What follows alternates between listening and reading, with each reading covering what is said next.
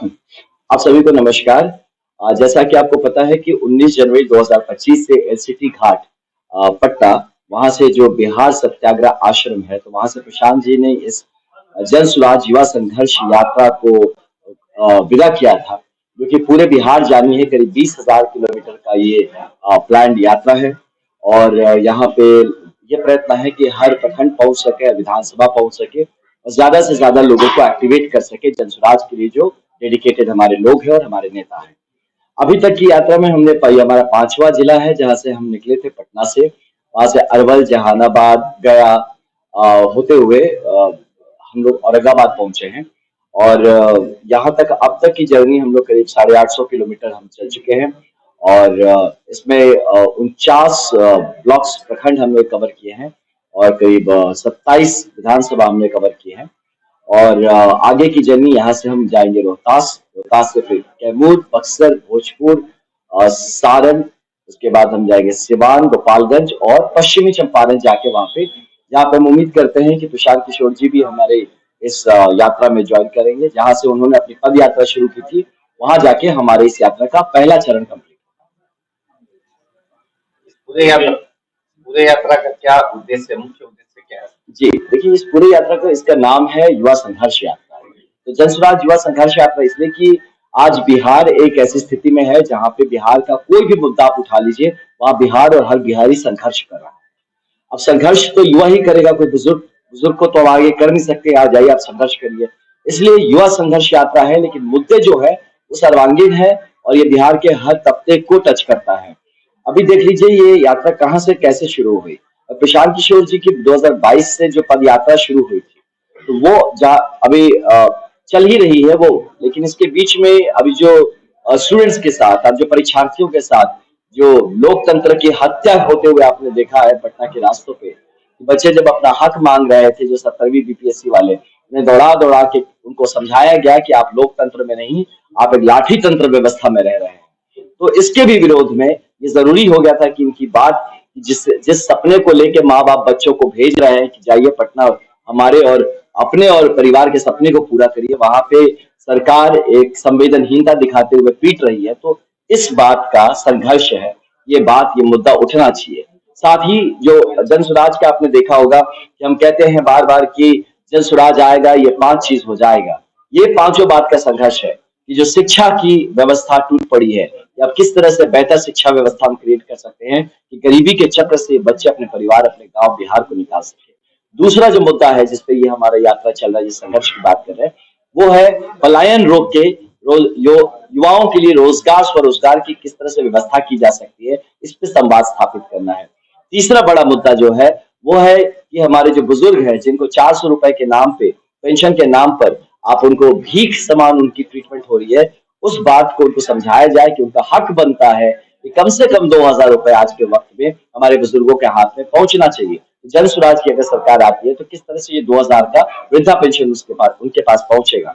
चौथा जो चीज है वो है महिला सशक्तिकरण से रिलेटेड है कि महिलाओं के हाथ में पूंजी, कम ब्याज दर में उनके हाथ में कैसे पूंजी पहुंचाया जाए कि महिलाएं या तो अपने पैरों पे खड़े हो, या उनकी मदद से उनके घर के कोई पुरुष, उनके बेटे, उनके भाई, उनके पति, कोई भी एक रोजगार, स्वरोजगार की योजना शुरू कर सके, जिससे कि परिवार गरीबी के जंजल से निकल सके। और पांचवा जो मुख्य मुद्दा है, जिस संघर्ष की बात हम कर रहे हैं, वो हमारे किसानों से रिलेटेड है कि आज यहाँ पे किसान सिर्फ कमाने की नहीं, सिर्फ खाने की खेती करता है कि किसान से काम करके सिर्फ 2 वक्त का रोजी रोटी चल जाए तो वो काफी है। उस किसान की का आय कैसे हम दुगना या बढ़ा सकते हैं, जिस तरह से किसान जाके हरियाणा, पंजाब में हरित क्रांति ला सकता है, बिहार में कैसे ला सकता है, नकदी खेती कैसे कर सकते हैं, इसका प्रयोजन है। ये 5 मेन मुद्दे हैं जो संघर्ष का है। साथ में जो ज्वलंत मुद्दा है वो भ्रष्टाचार को रोकने का, क्योंकि जिस तरह से भ्रष्टाचार सरकार में, शासन और प्रशासन दोनों में व्याप्त हो चुका है कि आज आप छोटे से छोटे काम करने जाते हैं, वहां पे भी आपको इसका शिकार होना पड़ता है। इसको लेके लोगों के बीच में जागरूकता जगाने का प्रयत्न है और ये संवाद स्थापित करने का प्रयत्न है कि उनका हक, बिहार का हक बनता है कि ईमानदार और मजबूत सरकार बिहार को।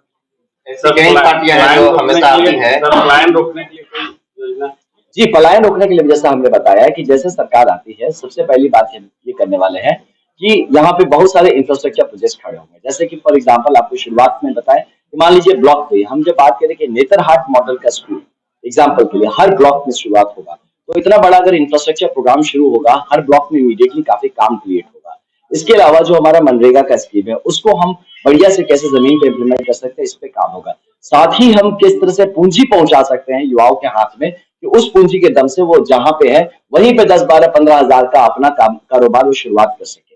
ये इमीडिएट प्लान है। और बाकी जो है कि जिस तरह से यहाँ की इकोनॉमिक बूस्ट करेंगे, जिस तरह से हम आर्थिक व्यवस्था को बेहतर करेंगे, जिस तरह से रुकी हुई जहाँ पे मतलब कहाँ जाके फंस गया है, जैसे कि इकोनॉमी आप देखेंगे तो आप कुछ भी करने जाते हैं तो इस भ्रष्टाचार के तंत्र में फंस चुका है, उसको जैसे आप अनलॉक करते हैं तो यहाँ पे इकोनॉमिक पॉसिबिलिटीज बहुत खड़ी होंगी, जिसपे हमारे युवाओं को इमीडिएटली मतलब विद इन फ्यू मंथ्स उनको काम मिलना शुरू हो जाएगा। क्या लगता है सर कि बिहार में जातिवाद से हट के देखिए बिल्कुल हट के होगा, क्योंकि सभी कहते हैं इस बात का, तो मुझे लगता है कि जन स्वराज अब एक ऐसी राजनीति ला रहा है जो कि अब समीकरण पे बेस्ड नहीं होगा, समावेश पे बेस्ड होगा।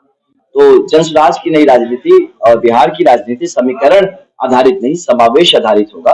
और ये जब हम मुद्दे, ज्वलंत मुद्दे और मजबूत मुद्दे हम समाज के सामने रखते हैं, बिहार के सामने रखते हैं, लोग इस बात को समझते हैं कि उनका वोट सिर्फ सरकार बदलने के लिए, एमपी एमएलए बदलने के लिए नहीं होता है, उनका भविष्य बदलने के लिए हो सकता है, बच्चों की तकदीर बदलने के लिए हो सकता है, उनके वोट से बिहार बदल सकता है।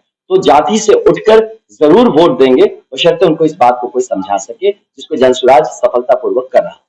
कई राजनीतिक पार्टियों के द्वारा ऐसे मतलब आपके द्वारा जो पार्ट संदेश है, जो संघर्ष है जी, ऐसे कई राजनीतिक पार्टियों द्वारा ऐसा पूर्व में भी बताया गया है, दिया गया है, उनके मैनिफेस्टो में भी आया है, जी लेकिन वो कार्य पूरा नहीं हुआ है। तो ऐसे में आम जनों को कैसे विश्वास होगा जन स्वराज ये कार्य पूरा करे? इसमें दो चीज है। पहला, आप देखिए कि जन स्वराज का जो फॉर्म है, जो इसका कंटेंट है, जन स्वराज पार्टी बनाया है, और हम जैसे लोग और बहुत सारे ऐसे लोग साथ में जुड़े हुए हैं जो कि they are known to deliver their works, अपने काम को मतलब सक्सेसफुली डिलीवर करने के लिए जाने जाते हैं। तो पहली बात कि जिस तरह के लोग जन स्वराज पार्टी में जुड़े हैं, जिस तरह के लोग इसका संचालन कर रहे हैं, उनसे आप डेफिनेटली ये आशा रख सकते हैं, विश्वास रख सकते हैं कि वो उस काम को डिलीवर कर सकते हैं, एग्जीक्यूट करने की कैपेसिटी है, काबिलियत है। दूसरी बात कि आपने सही कहा कि बाकी लोग भी इस तरह के वायदे किए और काम नहीं किए। तो देखिए अब ऐसा हालत हो चुका है कि जितने भी तरह के लोग हैं, सबको जनता ने देख लिया, समझ लिया, हर दवाई खा लिया, काम नहीं हुआ, उल्टा रिएक्शन हो गया है। तो अब लेकिन अब मान लीजिए कि जन स्वराज एक नया दवाई के रूप में आया है, लेकिन इस तरह से अब मतलब कैंसर ग्रसित मान लीजिए समाज हो चुका है कि आज आपके पास ऑप्शन क्या है। तो एक जब अगर नया दवाई मार्केट में आ रहा है जो कि कह रहा है कि हो सकता है इससे ठीक हो जाए, हो सकता है ना हो, लेकिन ये भी तो चांस है कि ठीक हो जाए। तो इसीलिए हम लोग कह रहे हैं कि भैया टेस्ट तो करके देखिए। 35 साल से फंसे हुए हैं हम लोग, एक सारे लोग आ रहे हैं इसमें जुड़े, सही लोग, सही सोच, सामूहिक प्रयास की बात करें, टेस्ट करके देखते हैं। नहीं कर पाएंगे तो 5 साल बाद तो फिर चुनाव आएगा, आपके पास ये ऑप्शन रहेगा कि आप फिर से मैंडेट मत दीजिएगा अगर हम लोग डिलीवर नहीं कर सकते। कई राजनीतिक पार्टियों के प्रमुखों के द्वारा प्रशांत किशोर जी को राजनीतिक व्यापारी के तौर पे कहा जाता है, और जबकि उन्होंने ऐसे कई लोगों को बढ़ाया है, ऐसा क्यों कहा जाता है? ये समझ की कमी है ना। एक राजनीतिक विशेषज्ञ को है ना, राजनीतिक व्यापारी कोई कहे तो ये उनकी समझदारी की कमी है, और मुझे लगता है कि सही शब्दों के अभाव में वो ऐसा शब्द कह देते हैं। और बहुत दुर्भाग्य है कि ऐसे नेता हमारे समाज में है और हमारे बिहार को चला रहे हैं, जो मुद्दों को छोड़ के लोगों के बारे में बात करना ज्यादा पसंद जन स्वराज की इस बार कितना आएगी? 243 सीट पे हम लोग पूरे दमखम से लड़ेंगे, ईमानदारी से लड़ेंगे, और कितनी सीट आएगी ये बिहार की जनता तय करेगी, जन स्वराज नहीं तय करेगा। जन स्वराज अपना काम करेगा। नहीं, उम्मीद तो देखिए 243 पे हम लड़ रहे हैं, तो आपको क्या लगता है किसी की भी उम्मीदवारी कोई भी नॉमिनेशन करेगा हारने के लिए? बाकी पार्टियां तो दावा करती है कि हम कितना आ रहा है। नहीं, हम दावा कर रहे हैं इस बात का कि हम 243 सीट मजबूती से लड़ेंगे। हम इस बात का दावा कर रहे हैं कि 243 सीटों पे हम पूरी तरह से फाइट देंगे, और हम इस बात का दावा करते हैं कि अगर जनता ने चाहा तो शायद 243 सीट जीत जाए। जनता के साथ इस पर जो सीट का बंटवारा हुआ सर, ऐसा जैसा कि आप जानते हैं सर कि सीटों के बंटवारे में पैसे की बहुत बड़ी खेल होती है जी। पार्टियों, तो ऐसे में जन स्वराज कैसे टिक पाएगी? नहीं, ऐसा नहीं होगा। जन स्वराज पार्टी जो है इसी बात पे चल रही है कि जो सही मजबूत लोग हैं वो साथ जुड़ रहे हैं जन स्वराज के साथ, और जो हमारे मान लीजिए कमजोर तबके से आ रहे हैं, जो कि होता है जिसके पास संसाधन है न संगठन है, लेकिन वो फिर भी समाज के लिए काम करना चाहता है, जुड़ना चाहता है, उसमें अगर सिंसियरिटी है, अगर पात्रता है ऐसे कैंडिडेट्स में, तो जन स्वराज अपना संसाधन और अपना संगठन दोनों का बल उनके पीछे लगाएगी। वो उनके लिए ऐसा नहीं होगा कि आपके पास पैसे नहीं है तो आप समाज के लिए काम नहीं कर पाएंगे। तो जन स्वराज इसी मायने में बाकी पार्टी से अलग है। एक आपसे पर्सनली सवाल है कि आप इंडिया के सबसे बड़े जॉब से आईटी से रिजाइन करके जन स्वराज में शामिल हुए हैं। ऐसे में आपको एक आप सर्विस भी कर चुके हैं और अभी राजनीतिक तौर पे यात्रा कर रहे हैं। ऐसे में दोनों में क्या फर्क है? ऐसे में एक युवाओं पे एक और मैसेज आ रहा है कि क्या जॉब से अच्छा राजनीतिक है या राजनीतिक से अच्छा जॉब? देखिए 2 चीज़ कि फ़र्क ये महसूस हो रहा है मुझे कि मैं अब डायरेक्टली होता है कि लोगों से एक साधारण जनता की तरह मिल सकता हूँ। लोग भी मुझसे आसानी से खुल सकते हैं और क्योंकि ये मेरा जगह है, मैं बिहार का हूँ और इसके जो इश्यूज़ हैं, ये मेरे घर के भी इश्यूज़ हैं। तो मैं अब उन पे डायरेक्टली चोट कर सकता हूँ।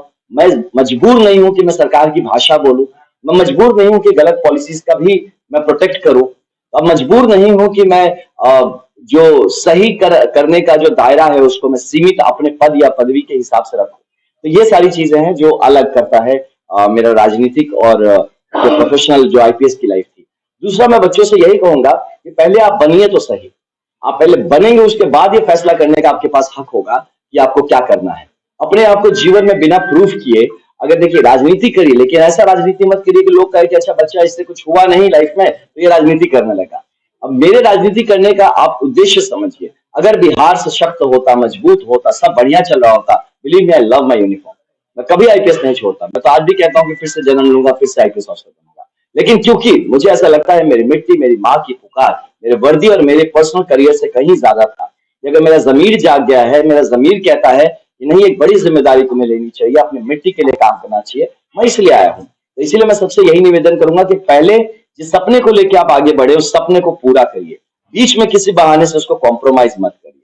मैं आईपीएस बना तब मैं आईपीएस छोड़ सकता था। आप पहले बनिए जो बनना चाहते हैं, फिर छोड़िए उस बात को, तो उस बात में गरिमा रहेगी। लेकिन ये बता दूं कि आप आईपीएस की जो नौकरी है, जो सर्विस है, इनफैक्ट नौकरी तो है नहीं, सर्विस है, ये आपको बहुत अपॉर्चुनिटी देती है काम करने के लिए। बस हाँ, अब मेरा क्या है कि मैं चाहता हूं 2 कदम और आगे बढ़ के करना, जहां पे उसके बंदिशें होते हैं कंडक्ट रूल्स के, उससे आप नहीं कर सकते। इसलिए मैं इस तरफ आया हूं, लेकिन सबको इसमें आने की जरूरत नहीं, मैं आ गया हूं। आप लोग ठीक से ज्वाइन करिए और अच्छे से मजबूती से काम करिए। हम लोग सिस्टम बेहतर कर देंगे ताकि आपको अब नौकरी ना छोड़नी पड़े। युवाओं से क्या अपील करना चाहते हैं? मैं युवाओं से यही अपील करना चाहता हूँ कि देखिए एक जीवन है, उसको श्रेष्ठ जीवन बनाइए और आप जिस काम को हाथ में उठा लेते हो उसको जब तक कंप्लीट मत करिए, रुकिए मत। कुछ सपने देख के माँ बाप ने आपको बड़ा करा है, आपको पढ़ाई लिखाई करा रहे हैं, आपको सुविधाएं देते हैं, उन सपनों को जरूर पूरा करिए और सपनों से कभी कॉम्प्रोमाइज मत करिए। जिस चीज के लिए, फिर से बता रहा हूँ, जिस चीज के लिए निकले हैं, आधे रास्ते में अगर आप छोड़ रहे हैं तो आप believe me you will be called a loser.